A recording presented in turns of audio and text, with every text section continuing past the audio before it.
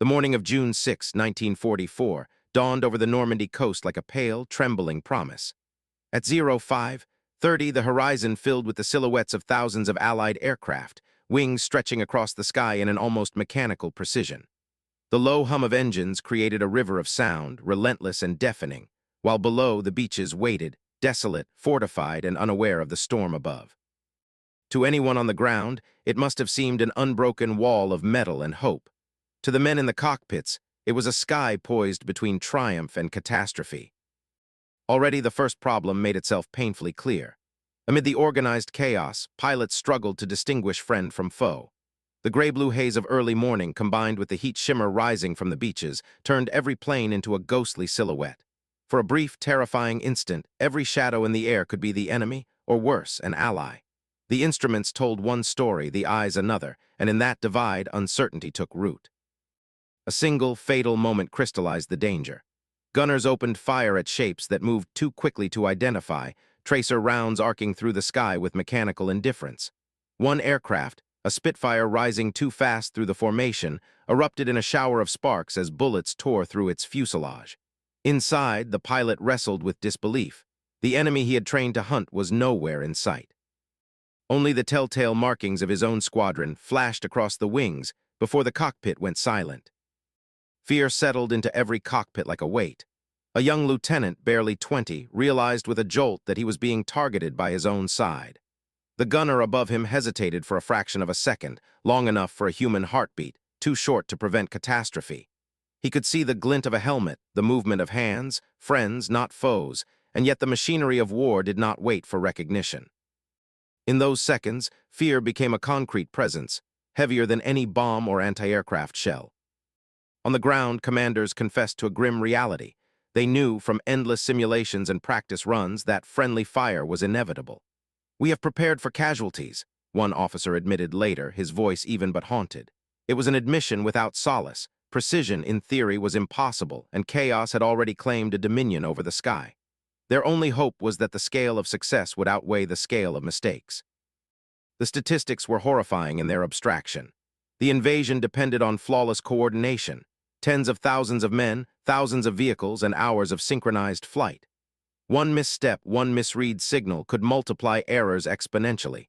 Yet the numbers, while exact on paper, could not capture the human cost, the split-second decisions, the trembling hands, the prayers whispered in cockpits. And so a quiet, unsettling question lingered over the airfields and the waves alike. How many would die at the hands of those who had come to save them before the sun even reached its zenith? The sky was crowded, beautiful, and merciless. Below, the beaches waited, and above, the engines droned, indifferent to the answer. The skies over Normandy were a labyrinth, threaded with invisible corridors of metal and noise. On D-Day, more than 13,000 aircraft would be airborne in a single morning, carrying troops, gliders, paratroopers, and supplies. Each plane had a mission, a window of time, a slot in a choreography that left no room for error. To move such a mass safely, pilots had to thread through a sky crowded with their own, their wings brushing against each other in close formation, engines screaming, radios crackling with instructions that often arrived too late.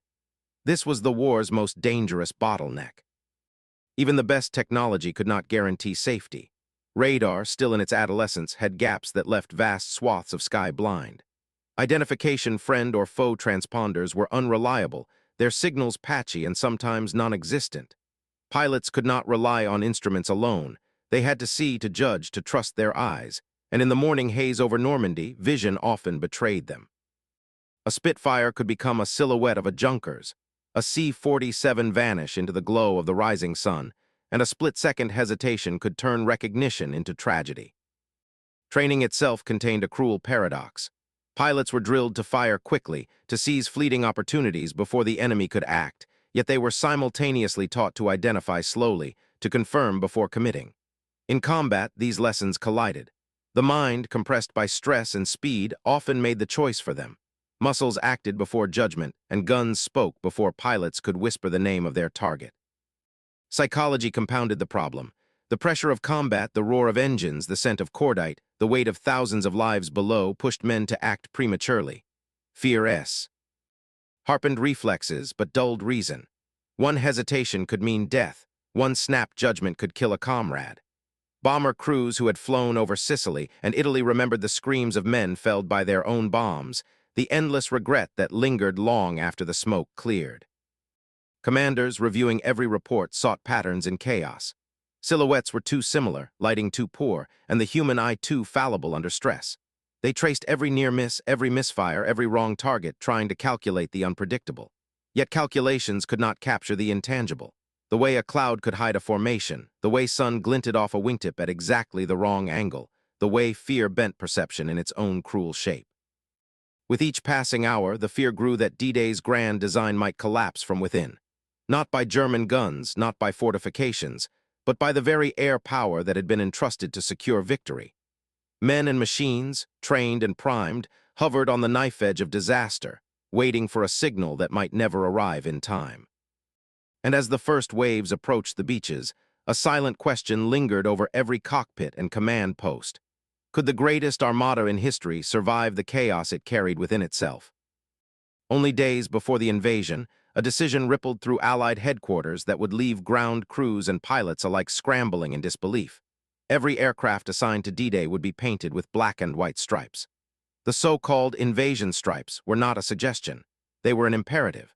Messengers, phones, and radios carried the command from command posts to airfields, yet no one was fully prepared for the scale of the task. Thousands of planes awaited their mark, each wing and fuselage a canvas against the clock.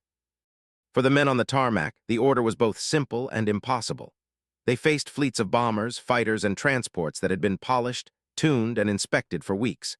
Now, with hours to spare, they were asked to paint bold, precise bands that could be seen from miles above. Brushes were scarce, rollers improvised, and paint flew in clouds, sticking to uniforms, engines, and the exhausted hands of mechanics who had long surpassed the limits of fatigue. Each stroke carried the weight of lives yet to fly, yet the men worked in near silence, driven by a mixture of fear and discipline. The logic behind the stripes was straightforward if urgent, high-contrast patterns that pilots could recognize instantly at distance and at speed. In the maelstrom of thousands of aircraft, every wing might otherwise blur into a ghost of friend or foe. The stripes were a simple answer to an impossibly complex problem, a visual semaphore to cut through chaos. In theory, it was elegant. In practice, it was monumental. Pilots who first climbed into cockpits and saw their own planes transformed were struck by the sudden clarity. What had once been a gray, shapeless mass now became a mosaic of black and white, a pattern that leapt from the haze of early morning and the smoke of anti-aircraft fire. Recognition would come faster, decisions would be sharper, mistakes fewer. And yet, no one could know if it would be enough to prevent the catastrophe that had haunted every rehearsal and every aircrew's memory. The operation descended into a race against time. Hours slipped past as more aircraft were moved into hangars, lifted onto scaffolding, and painted with painstaking care. Each squadron faced its own logistical nightmare. Brushes ran dry, paint cans tipped, lines wavered under shaking hands. Night fell and the work continued under floodlights, a city of men and machines straining against the clock. Squadrons improvised, using mops, rags, and anything that could hold pigment. Some planes received their bands from hurried stencils, others bore the uneven hand of exhaustion. Yet through it all, the message was clear. The markings were not cosmetic. They were survival, a visual lifeline, a shared code that might save a pilot from death by his own gun. By the early morning of June 6, the eerie effect became apparent. Over the fields and along the coast, an armada of aircraft emerged, each wearing the same unmistakable stripes. They moved as one, yet each was distinct, a warning and a promise painted in black and white. In the chaos to come, the bands would flash across the sky, guiding men and machines alike. But the question remained, would it be enough to hold back the deadly confusion that still loomed? Commanders clung to a quiet certainty. If confusion had been the enemy of air operations, then clarity, however bold, could be its antidote. They believed that high-contrast stripes painted across fuselage and wing would cut through the chaos of thousands of aircraft converging on a single battlefield. In briefings and meetings, generals and air marshals spoke with calm authority, insisting that this one visible change might save countless lives. It was not an elegant solution, but in their eyes, it was simple, immediate, and necessary. Air crews were summoned to understand the new order. Briefings emphasized that aesthetics were now irrelevant. Survival took precedence. Pilots, navigators, and gunners were told that the stripes were more than paint. They were lifelines. Each line, each band was a signal, a promise that a comrade in the sky could distinguish friend from foe in a heartbeat. The doctrine of recognition replaced doctrine of form, and men absorbed the message with a mixture of relief and unease. For some, it was almost impossible to accept that a crude stripe could prevent death in the maelstrom to come. Mechanics, however, embraced it with conviction. The men who scrubbed, greased, and calibrated engines saw in the bands a tangible expression of control, a rare element they could shape amid the uncontrollable. Brushes and rollers became instruments of hope. Cans of black and white paint were elevated to the status of strategic tools. Each stroke was a quiet act of defiance against the randomness of battle, a belief that simple human action could contain the sprawling complexity of war. Beyond the practical, the stripes carried profound symbolism. They represented unity among Americans, British, Canadians, and free forces who shared the skies above Normandy. National markings, long a source of pride, were now subordinate to a common visual language. In every hangar and on every tarmac, men from different nations saw themselves bound together by a single purpose, painted across wings and fuselage. The stripes were functional, yes, but they were also a statement of shared fate and collective resolve. Bomber groups, long plagued by uncertainty and identification, placed their trust in the new markings. Pilots imagined their formation flying over enemy territory, trusting that fighters would see the stripes first, and that guns would not open in friendly error. The logic was straightforward. If recognition could be instantaneous, then hesitation and catastrophe might be avoided. Yet even with this hope, a shadow lingered over every squadron. Could paint alone resolve months of operational risk, or was it a fragile illusion? The directive went further still.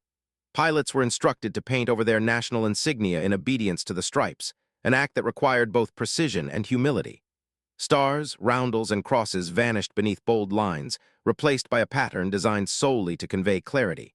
Men climbed ladders, balanced on wings, brushes trembling in hands grown weary from endless preparation. The act was mechanical and yet deeply human, a ritual of adaptation, a surrender of individual pride for collective safety.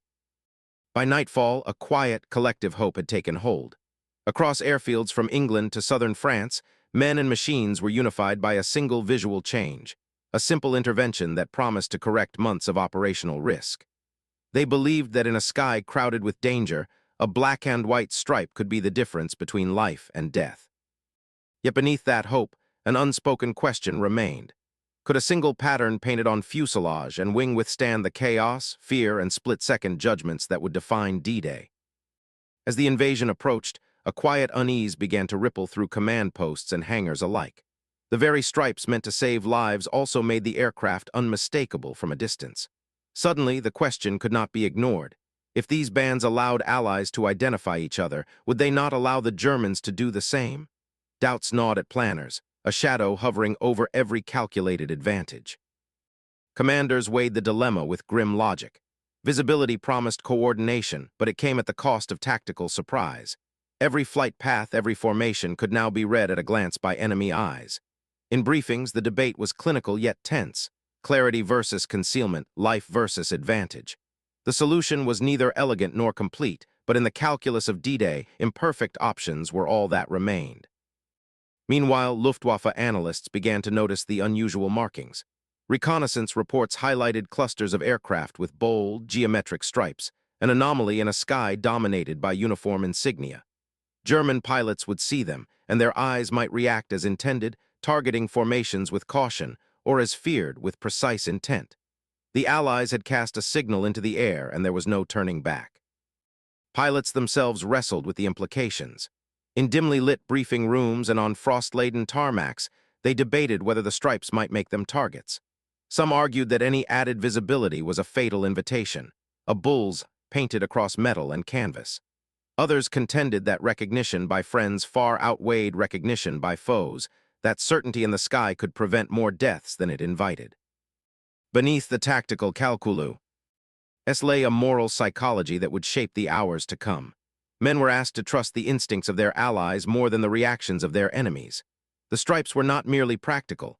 They were a test of faith, a visual promise between squadrons separated by thousands of feet and the roar of engines. Trust became as vital a tool as any weapon. Even so, memories of previous tragedies haunted every decision. Friendly fire incidents over Sicily and Italy, where dozens had fallen to misidentification, lingered like ghosts. The fear that the stripes could reproduce such carnage was real, and yet it was tempered by a growing certainty. If recognition failed, it was not because of error alone, but because chaos would always be a partner in war. By the eve of invasion, a consensus had solidified. The risk was acknowledged, yet the confidence restored by the stripes was deemed worth it. Crews climbed into cockpits with renewed purpose, mechanics stepped back to admire the black and white patterns, and commanders allowed themselves a cautious hope. In a sky that would soon teem with danger, a simple pattern painted on metal was, paradoxically, the anchor on which survival now depended. Across the airfields of southern England, lanterns glowed like distant stars, casting long, trembling shadows on hangars and tarmacs. Mechanics and painters moved with methodical precision, brushes and rollers tracing black and white lines across fuselages under the watchful eye of officers who themselves worked silently, checking each stroke. Hours bled into one another as men labored through the night, the air thick with paint fumes, oil, and the scent of dew settling over grass and concrete. Dawn was still hours away, yet the work could not wait. Pilots wandered around their newly striped aircraft, circling wings and inspecting every detail, silent and contemplative. Their hands rested on cockpits polished to a reflective sheen, and in that quiet, the enormity of the coming day pressed down upon them. Each plane bore the promise of survival, yet the stripes were only a small barrier against the chaos that awaited above Normandy. The silence was filled with anticipation, a collective heartbeat counting down to the moment when training, hope, and desperation would meet the sky. Thoughts turned inevitably to the stakes of the invasion. Men whispered among themselves, reflecting on the magnitude of what lay ahead. This was not merely an operation, it was a decisive moment in the struggle for civilization. The beaches, the cliffs, the villages below, every footstep would echo in history.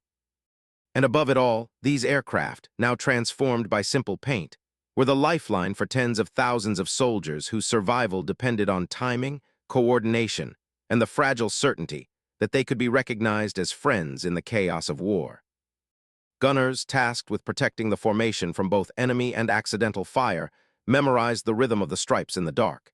Each pattern, each band, became a visual mantra they repeated in their minds, learning to see it instantly, to trust it without hesitation. In the dim lantern light, they traced the markings with their fingers as if committing a sacred geometry to memory, understanding that recognition could mean the difference between life and death, and that any lapse could be fatal. The night was not yet over. Last-minute adjustments rippled across the fields. Paint still wet, engines were tested, instruments calibrated, and final checks conducted under the dim glow of improvised lighting. A wing might lean too far, a line might smear, yet every man worked with a quiet urgency born of awareness that perfection was impossible, and yet effort was absolute. These hours were the final line of defense against the unpredictable violence that awaited them at dawn. Inside briefing tents, the emotional weight was palpable. Officers and pilots huddled over maps, scanning beaches, roads, and hedgerows, recounting flight paths, contingencies, and emergency signals. Every man knew that tomorrow they would fly into harm's way en masse. Thousands of lives were perched precariously on the thin thread of preparation, and every heartbeat was a reminder that the sky could become both ally and executioner in an instant. And yet, amid the exhaustion, a singular belief crystallized. The stripes must work. They were no longer mere paint. They were a covenant, a promise between men, between squadrons, between nations that survival depended on recognition, trust, and human precision. Tomorrow, as engines roared and formations climbed into the dawn, this simple pattern would be the line between chaos and order. If it failed, thousands could die before their mission even began. And as the first light crept over the horizon, a quiet certainty hung over every airfield. Come morning, the sky would decide everything. As the first light of dawn touched the Normandy coast, Allied pilots pierced the low morning. NG haze, wings glinting against the rising sun. The air was thick with mist, clouds tangled in a gray lattice, and below the beaches lay shrouded in anticipation. Thousands of aircraft surged forward, engines droning in a symphony of controlled chaos, carrying men, machines, and the fragile hope that decades of preparation would not unravel in these first critical moments. Every cockpit was taut with focus. Every instrument, every glance outside the canopy was a measure between life and death. From the decks of destroyers and cruisers anchored in the channel, gunners squinted through telescopes and optical sights. Striped silhouettes emerged from the cloud bank, gliding with mechanical precision, and for the first time in months, identification was immediate. Shapes that had once been uncertain, potentially fatal, now read as unmistakably friendly. The black and white bands flashed through the mist like a visual heartbeat, and the gunners' fingers hovered over triggers, tense but restrained. Recognition came first. Action, when needed, would follow with confidence rather than fear. The first real test came almost immediately. Destroyer crews, trained to engage quickly, had seconds to decide whether each aircraft was friend or foe. The stripes turned hesitation into certainty. Guns that might have opened prematurely remained still, and as formations passed overhead, a collective breath seemed to settle over the decks. One by one, the warships confirmed what planners had prayed. The stripes were not just functional, they were transformative. They reduced errors, saved lives, and allowed men to trust instinct over panic. Fighter pilots found an unexpected clarity in the congested sky. The familiar confusion of formations merging, of shapes overlapping in a dense airspace, was mitigated by the bold markings. Splintered groups could now align at a glance, and wingmen spotted each other with an ease that had seemed impossible in training. Even in clouds and intermittent sun, recognition was near instantaneous. For the first time in countless sorties, the aerial battlefield felt negotiable rather than chaotic. Bomber streams, long plagued by the risk of misidentification, maintained formation with renewed confidence. Crews no longer had to second-guess whether the silhouettes ahead were friends or enemies. The stripes communicated a silent order across hundreds of planes. Every bomber stayed on course, guns unmoved until necessary, engines synchronized, flaps and ailerons responding to a choreography that had been impossible to trust before. The airspace became a delicate balance of motion, timing, and human judgment, guided by simple black and white bands that carried the weight of survival. A subtle psychological release rippled through gunners and pilots alike. Fingers hovered a heartbeat longer, eyes tracked shapes without panic, and the instant impulse to fire at a misread silhouette faded. Hesitation, usually dangerous in combat, became a controlled pause, a margin of safety that saved lives.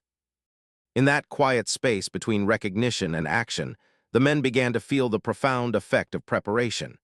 How an intervention as simple as paint could influence the rhythm of fear and courage across thousands of human hearts. As minutes stretched into the first hour, realization began to spread. The stripes were working beyond expectations. Every successful identification, every narrowly avoided friendly fire incident reinforced a fragile yet growing confidence. Commanders, pilots, and gunners understood that months of meticulous planning, endless debate, and last-minute improvisation had not been in vain. The sky over Normandy, once a place of near-impossible calculation, now bore a sign of order in the chaos. In the hush between engines and the roar of distant artillery, the men sensed a quiet truth. A simple visual cue had reshaped the first critical minutes of the greatest invasion the world had ever seen. In the low-hanging clouds over Normandy, seconds could determine survival, and for the first time, those seconds were on the side of the Allies. Aircraft that would once have collided in confusion now passed in near-perfect harmony, wings inches apart, engines roaring in measured cadence. Pilots exchanged fleeting glances through canopies, acknowledging one another with a nod or a wave, and all the while, the black and white stripes across fuselages served as a silent arbiter of safety. What had once been a perilous gamble was now governed by clarity. Each moment extended into life-saving certainty. The difference was stark. Memories of Sicily haunted the minds of many. In that earlier campaign, misidentification had claimed dozens of planes in hours, a chaos born of insufficient recognition systems, poor visibility, and the panic of men under pressure. Bombers and fighters alike had been felled by the weapons of their own allies, a bitter lesson in the high cost of uncertainty. Normandy was repeating the theater, yet the outcome now seemed irrevocably altered. The stripes were not merely decoration, they were a countermeasure against history itself. Reports began filtering back from the cockpits.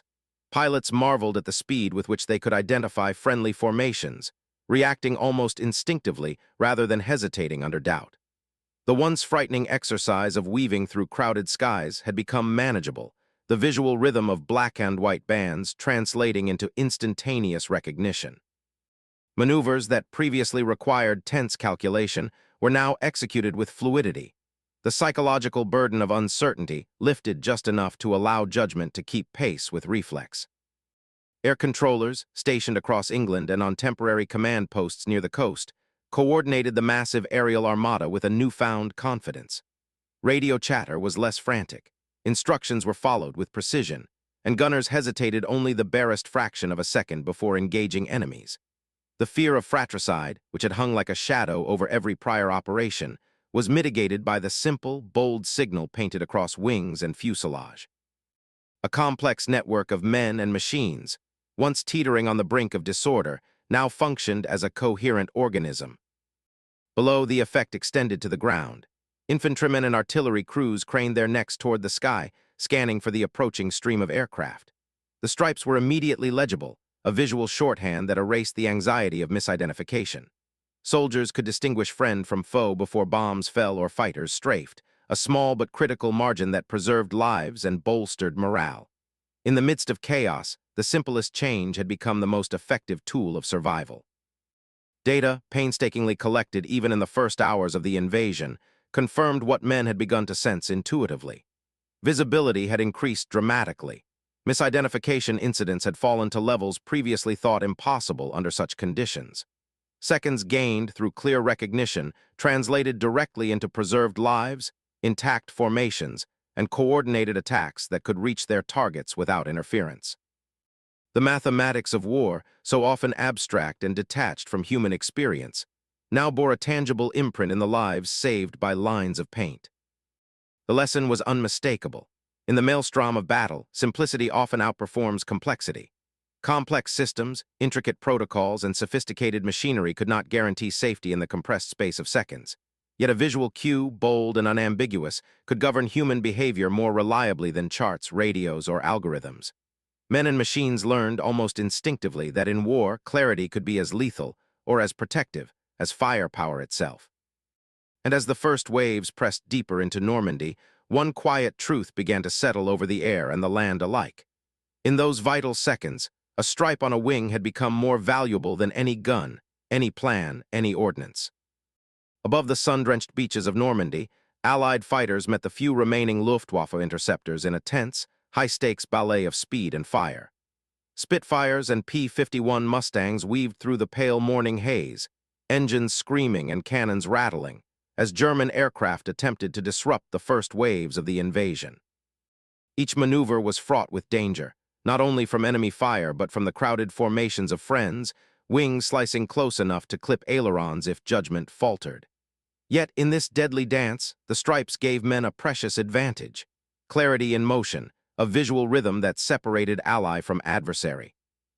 Within dense formations, pilots found themselves navigating with a confidence previously unimaginable. The black and white bands, stark against the gray morning, allowed wings to weave past each other without collision. Bombers maintained tight, disciplined columns, while fighters threaded between them with precise arcs and sweeps. In the maelstrom, there were no misread silhouettes, no hesitation born of doubt. The sky, which could have been chaos incarnate, became a structured stage, every plane aware of the other through a simple, elegant signal. Bomber crews relied on the stripes as much as their flight instruments. During evasive dives to avoid flak and enemy fighters, the bands were a lifeline. Pilots could judge the positions of planes ahead without risk of misidentification, adjusting altitude and course with instant comprehension. The visual cues allowed maneuvers that once required frantic coordination to be executed almost instinctively. Each climb and roll was performed with a confidence that would have been impossible in Sicily or Italy, where misidentification had cost dozens of aircraft to friend and foe alike. German pilots, scanning the horizon, struggled to interpret the sudden uniformity.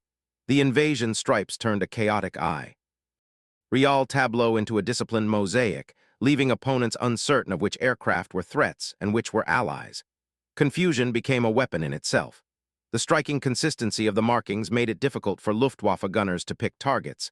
Their decisions slowed as they hesitated to engage what might be a friend. The stripes, intended as a safeguard for the Allies, had also sown disorder among their few remaining foes.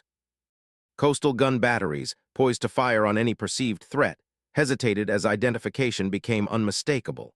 Men stationed in observation posts, binoculars trained on the sky, noted the high contrast bands on fuselages, recognizing that the patterns now provided instant intelligence. Each pause, each withheld shot, saved lives and allowed formations to press onward. The very simplicity of the stripes turned moments of hesitation into a defensive advantage, transforming fear into measured judgment. As formations surged inland, pilots realized that they could push deeper with confidence. Obstacles that had once demanded extreme caution, congested airspace, overlapping bomber streams, erratic enemy activity, were mitigated by the clarity of visual identification. Men could navigate, engage, and support ground forces without the dread of accidental collisions or friendly fire.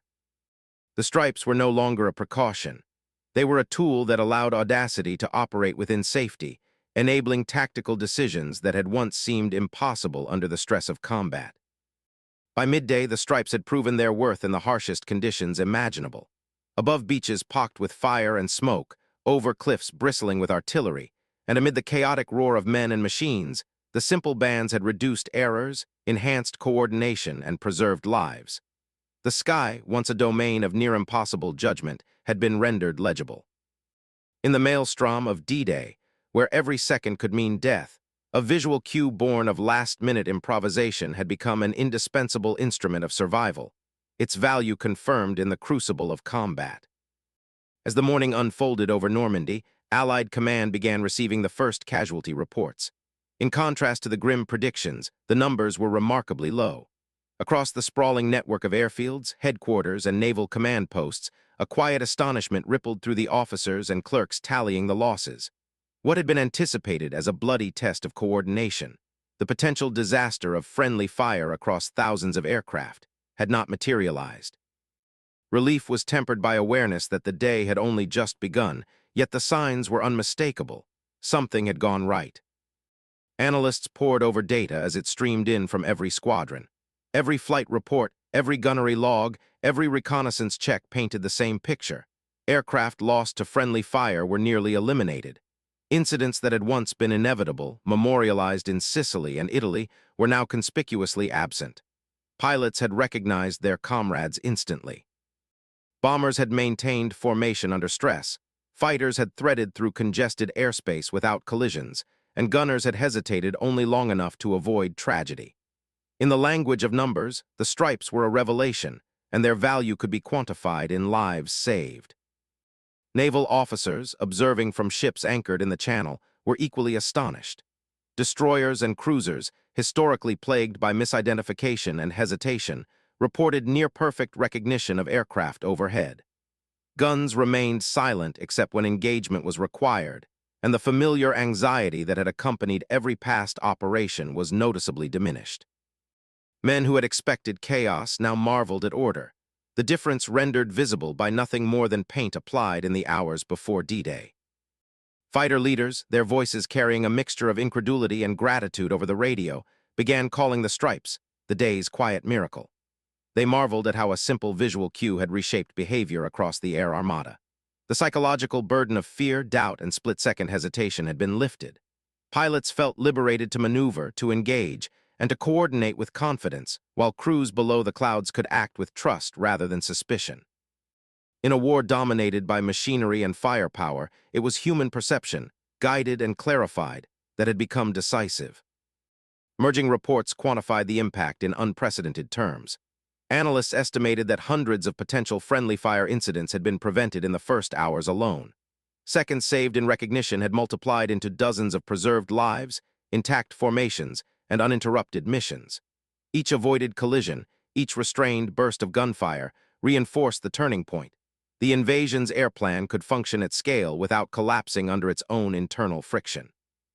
A system once vulnerable to chaos now operated with a fragile, hard-won precision. This was the moment when D-Day's air component stabilized.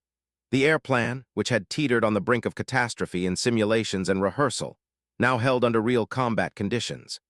Missions proceeded as intended. Transport aircraft delivered men and supplies, fighter cover provided security, and the orchestration of thousands of machines and human lives achieved a coherence that had seemed impossible just hours before. In the history of aerial warfare, this coordination would stand as a testament to the value of preparation, ingenuity, and clarity under pressure. And yet beneath every calculation, every report, every note of astonishment lay a quiet truth, a last-minute improvised coat of paint, stripes hastily applied by tired hands under lantern light, had contributed measurably to the success of one of history's most ambitious military operations. A simple, human intervention had reshaped chaos into order, fear into confidence, and uncertainty into the first measurable triumph of D-Day. In the skies over Normandy, the invisible hand of preparation had become visible, painted in black and white, and it would decide the fate of thousands in the hours to come. In the crowded skies over Normandy, small Luftwaffe units attempted to exploit what they assumed would be confusion. Dozens of German fighters darted between the layered formations of Allied bombers and fighters, seeking gaps and hesitations. Yet for the men in Allied cockpits, the air was no longer a chaotic blur. Black and white stripes sliced through the haze, turning hundreds of aircraft into instantly recognizable allies. In an environment that had once been a deadly optical puzzle, recognition was instantaneous, and the few remaining German planes were immediately isolated as threats. Allied pilots, scanning a sky teeming with metal, realized that the stripes were more than paint. They were a cognitive lifeline. The mental load required to distinguish friend from foe, once a source of constant stress, had been drastically reduced. Pilots could track multiple formations, anticipate movements, and respond to enemy action without hesitation. Maneuvers that previously risked collisions now flowed smoothly, coordinated by the invisible rhythm imposed by the bold visual cue. Every second gained in recognition translated into better positioning, fewer errors, and a growing psychological advantage. Bombers, previously vulnerable to accidental interception by their own fighters, executed missions with a newfound assurance. Streams of B-17s and B-24s maintained altitude, formation, and heading with minimal error, while escorting fighters moved confidently through the gaps, guns primed only for confirmed enemies. The black and white bands provided clarity in moments when hesitation could have been fatal. The simple, high-contrast markings allowed crews to focus on their true task, delivering payloads and covering ground troops, not worrying about the deadly uncertainty of friendly misidentification. Internal coordination among Allied squadrons also improved dramatically. Radio calls became more effective, formations adapted more quickly to changes in the battlefield, and gunners hesitated only long enough to verify targets, rather than second-guessing every silhouette.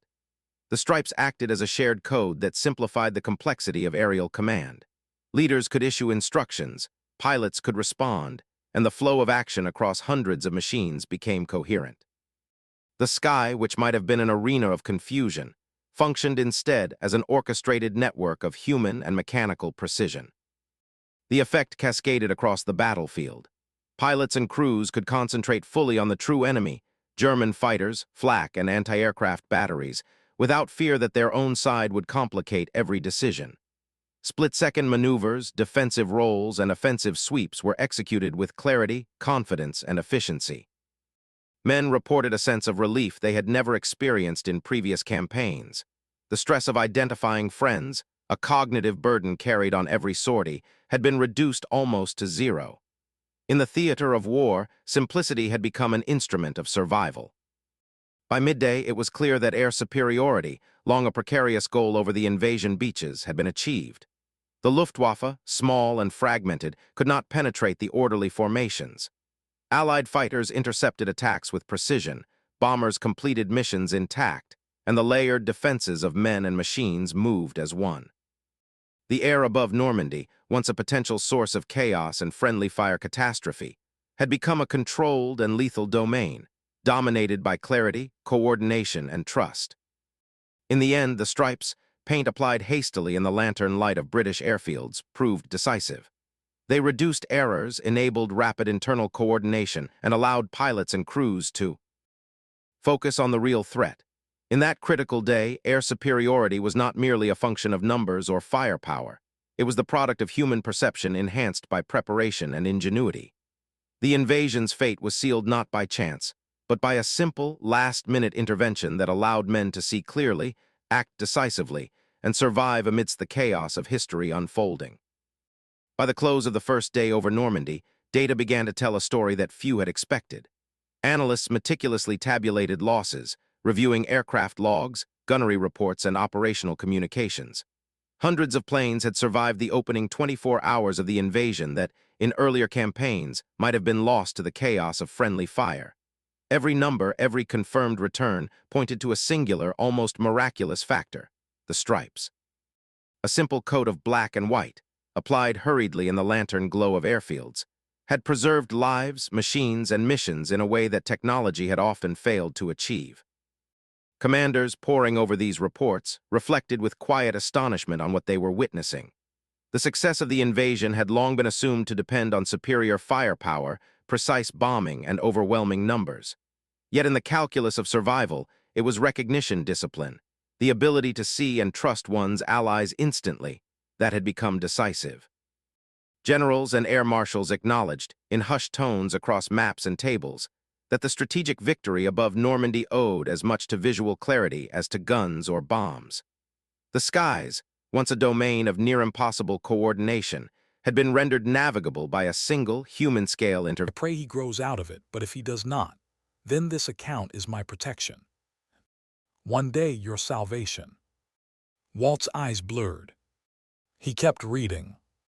You must never tell him about this money. Not until he proves he values you more than he values what you leave behind. The words cut deeper than any wound Andrew had inflicted, because this wasn't recent. This wasn't sudden. This was a shadow his father had seen long before Walt ever knew to look. He lowered the letter, hands trembling. I failed him, Walt whispered. I didn't teach him right. I didn't correct him early enough. Blake shook his head softly. Tom didn't think you failed him. He thought you loved him more than he deserved. And maybe that was the problem. Walt closed his eyes, letting the grief wash over him. A grief not for the money, but for the decades of blindness, the years of hope that Andrew would become someone else, someone better. How much is in the account? Walt finally asked. Blake hesitated only a moment. As of last month's calculation, $3.2 million. Walt didn't speak, couldn't. The number didn't feel real, not because of its size, but because it represented his father's distrust, his foresight, his warning. A knock on the office door interrupted the silence. A court clerk stepped in, handing Blake a new envelope. For the Jennings hearing, sir. Blake thanked him and opened it. Inside was the judge's written notice regarding Andrew's petition. Blake scanned it, then looked up at Walt. He's barred. Walt blinked. Barred from what? From accessing any part of your estate, Blake said. Present or future. The judge says Andrew's behavior disqualifies him from serving as guardian, beneficiary, advocate, or executor, permanently. Walt felt something settle inside him. Not triumph, not satisfaction, but a deep, heavy finality. A door closing that he had spent years trying to keep open. But the news didn't reach Andrew gently. An hour later, Andrew burst into the courthouse conference room where Walt and Blake were reviewing filings. His face was flushed, eyes red from crying or anger, likely both. You hid money from me, Andrew shouted. $3 million. You kept that from me my whole life. Blake stood protectively between them, but Walt raised a hand. Andrew, he said quietly, your grandfather kept it from you, not me. Andrew staggered backward, shaking his head violently. No, no, you don't get to do this. You don't get to shut me out. I'm your son. Walt met his gaze, steady, sorrowful, unwavering. And you tried to take everything from me. Andrew's face crumpled. You don't understand, he whispered hoarsely. I needed it. I thought it would make everything right. Walt let out a long, trembling breath. Money doesn't make a man right, Andrew. Character does. Andrew sank into a chair, burying his face in his hands, shoulders trembling. He looked broken, not because of the money itself, but because the last thread of his imagined entitlement had snapped beyond repair. The judge's order lay on the table between them, a line drawn in ink, final and unquestionable. Andrew had no access to the inheritance, to the house, to anything. Blake closed the folder and looked at Walt. This changes everything. You're protected now. Walt nodded slowly. For the first time, he finally saw it clearly. Not just who Andrew had become, but who he had always been.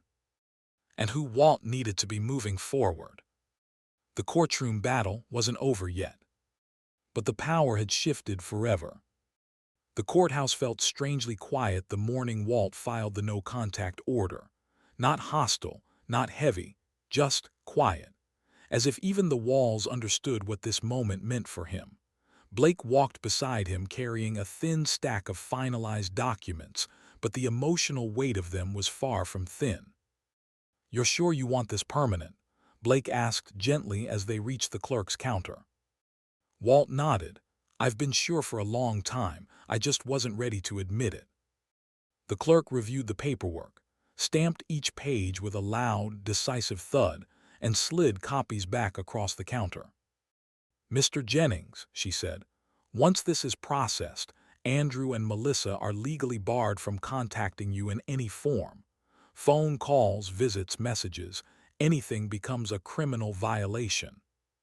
Walt breathed out slowly. It wasn't relief. Not yet. It was something closer to release, the loosening of a rope that had been wrapped around his chest for months, pulled tight by betrayal and heartbreak. "Thank you," he said and meant it. As he stepped outside into the cool mid-morning air, clouds drifting lazily overhead, Walt felt the magnitude of the moment settle over him. He had severed the last tether. The legal war wasn't fully over, but the personal war, the one clawing at his heart, had taken its final blow. He climbed into his truck, dialed his phone, and waited for Blake to pick up. "Next step," Walt said, steadying himself. "Let's finish restructuring the estate." Blake's voice warmed. "Already prepared. When do you want to sign?" "Ode," Walt said. "I want everything locked down today." By afternoon, they were seated in Blake's office again, reviewing trust documents, inheritance allocations, and protective clauses strong enough to withstand any future attack, even 1 decade away. "I've divided the assets the way I want," Walt told him. "The primary estate stays in a protected trust, and the second inheritance that needs a different purpose." Blake nodded. "You mentioned charity." Walt looked out the window at the city below, people walking, living, struggling, surviving. "Yes, Martha always said money should help people who haven't had the breaks we did. I want part of the inheritance to fund scholarships, and part to support the youth center." Blake smiled softly. "She'd be proud of that." "And the rest," Walt continued, "goes into the long-term trust, accessible only if I approve it, no one else." Blake nodded. "I'll put everything in motion." Hours later, after the ink dried and the documents were filed, someone knocked on Walt's door just as twilight settled over the neighborhood.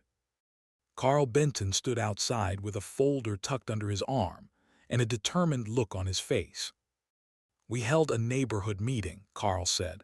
"People want you to know they're with you. You're not alone in this." He opened the folder and handed Walt a stack of letters, handwritten notes from neighbors up and down the street. "We've seen you walking your route for years. You're sharp as ever. We heard what Melissa did. We stand with you. Anything you need, Walt, anything." Walt scanned each letter, his throat tightening. He cleared it softly. "I don't know what to say." Carl smiled.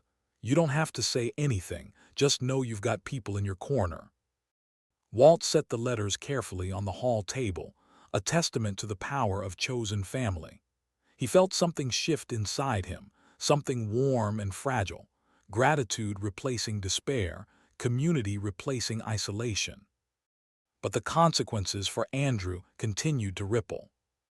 2 days later, Blake called with an update. Andrew's employer was notified of the ongoing investigation, he said. The forged documents, the financial exploitation attempt, it triggered mandatory reporting protocols. Walt closed his eyes briefly. What happened? "He lost his job," Blake said, "effective immediately." Walt didn't gloat. He didn't celebrate. A father's heart doesn't stop caring just because the son fails. But he also felt no guilt. Andrew's actions had built this outcome brick by brick, choices made in greed, not desperation. After the call, Walt sat on his porch, letting the stillness settle around him. The wind moved through the trees with a softer voice than it had in months. For the first time, he wasn't waiting for footsteps, for pounding on the door, for another ambush. The world felt quieter. Later that evening, Doyle stopped by to check on him, her presence familiar now, steady. "You holding up?" she asked, leaning against the porch railing. "I think I am," Walt said. "Not all the way, but more than before." Doyle nodded. "The law's on your side now. Everything Melissa did, everything Andrew tried, it's traceable, documented, provable. And now that the no-contact order's in place, you have one less front to worry about." Walt exhaled. "I never thought I'd need protection from my own family." Doyle looked at him with compassion instead of pity. "Sometimes the people we trust most are the ones who learn how to cut deepest." Walt turned his gaze toward the quiet street, where the porch lights of neighbors glowed warm and steady. "Do you think it's possible for life to feel normal again?" he asked. Doyle gave him a small, reassuring smile. "Not the old normal, but a new one, yes. And from what I've seen, you're already starting." She left him with that thought, and Walt remained on the porch, listening to the crickets, the soft rustle of leaves, the calm that now stretched uninterrupted. Peace wasn't fully here yet. But for the first time, it no longer felt impossible. The sky hung low and gray the morning Walt drove to the cemetery, thin winter clouds drifting like slow-moving ghosts over the Richmond hills. The kind of quiet that made every memory feel closer, sharper. He parked beneath the old maple tree Martha always loved, the branches bare now, reaching toward the sky like open hands. Walt walked the familiar path, his breath visible in the cold air. The cemetery wasn't a place of fear for him. It was a place of truth, a place where no one lied, no one demanded, no one betrayed. He stopped at Martha's gravestone, a simple piece of polished granite with her name carved cleanly across it. Martha Jennings, beloved wife, steady heart, 1949–2016. Walt knelt down, brushing a thin layer of frost from the stone with his glove. "Morning, sweetheart," he whispered. The words trembled out of him. "It's been a while." He sat back, the cold seeping through his coat, but he didn't move. He needed her today, needed the silence only she could fill. "I messed up," he admitted softly. "I messed up as a father. I didn't see what Andrew was becoming, or I refused to see it." His voice cracked. "Maybe both." He looked at the stone, imagining her warm eyes, her patient smile, the way she used to rest her hand on his shoulder when he spiraled into worry. "I kept giving him the benefit of the doubt," Walt said, "even when the doubts were all I had left." A wind brushed past him, lifting a few dry leaves. He closed his eyes, breathing it in. "I tried to raise him right," he whispered, "but somewhere along the way something broke in him, and I kept blaming myself, even now." A tear slid down his cheek, surprising him with its warmth in the cold morning.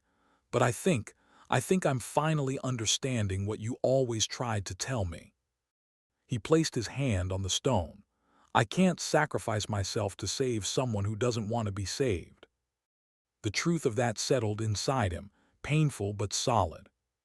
He stayed with her a while longer, speaking quietly about the case, the no-contact order, Melissa's arrest, Blake's support, Carl's loyalty. He talked about the fear he'd carried, the shame, the betrayal. And then slowly he talked about the new things, the small shoots of life growing back through the wreckage. He stood only when the cold began to numb his knees. "I miss you," he whispered, "but I'll try to live in a way you'd be proud of." As he walked back toward the car, his phone buzzed with a notification. He hesitated before checking it. An email. From Andrew. Subject: Dad, please read this. Walt sat behind the wheel, staring at the glowing screen. For a long moment he considered deleting it unread.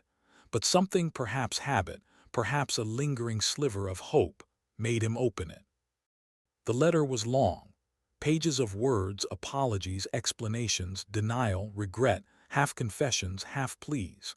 Andrew wrote about losing his job, about Melissa abandoning him, about shame, about mistakes, about how he felt confused, trapped, desperate. And then, near the end, I know I messed up. I know I ruined things, but I'm still your son. Please don't give up on me completely. Walt's throat tightened. He leaned back in the seat, letter open on the screen, his breath heavy. He read every word, and then he closed the email gently. He didn't respond. Not yet. Maybe not ever.